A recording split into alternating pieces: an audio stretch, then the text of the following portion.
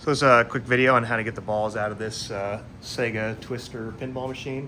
I imagine it's very similar on most Sega pinball machines.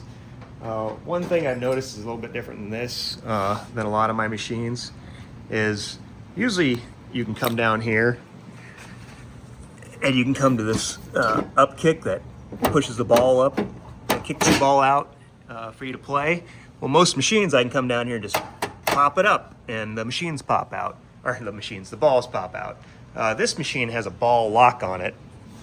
I have not figured out how to activate that manually by hand. So what I do is power on the machine. We'll wait for it to boot up. And it's gonna notice that this door is open right now. Believe it will. So I'm gonna come down here. This is also where you'd want to adjust your volume. So two things here. If you want to adjust your volume, you hit this volume button, left button here. I believe you can see it. Sorry, you can't right now.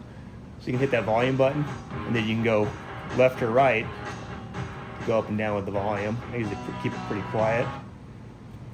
So if I hit this right button, it jumps us into the service menu, as you see up here. And then I'm going to scroll over. The middle button goes to the right. I'm going to go over to adjustments, I believe. Nope, sorry. Going back to previous. We're going to go to diagnostics. So I'm on diagnostics using that middle button to scroll to the right. Now I'm going to use the far right button to select that. We're going to use the coil. So go over one. And then we're going to do test. Single coil test, yes.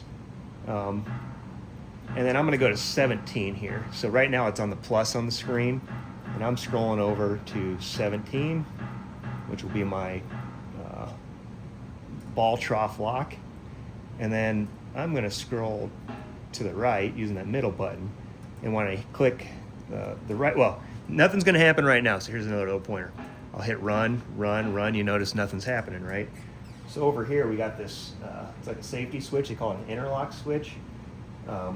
It's this upper one here. There's two here. What I'm going to do is I'm going to pull on it, and what that's going to do, it's going to actually energize the higher voltage system on the machine. So now the coils are going to work. So just understand that when your hands are in here, things are powered.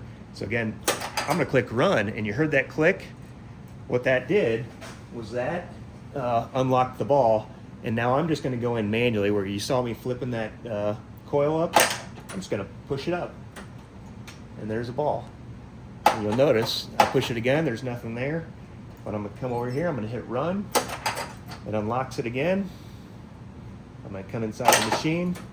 And again, I just flipped that little plunger up that I showed you earlier. So run, flip, run, flip, run, flip until we get to 5 balls. There's 3, 4,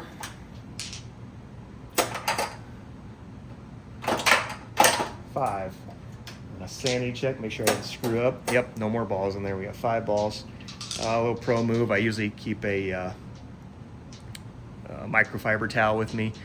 Try to get my hand oils off these. I'm not doing that right now, but before I put these into a machine, just one more thing that I always do whenever I'm working on a machine is I'll clean them off with some 9-to-1% isopropyl alcohol, just get any oils and stuff off the balls before I put them back in there. So I'll put a little bit of isopropyl onto a microfiber, clean the ball, and then I'll drop it back in the machine. So I'm actually not going to drop these back in.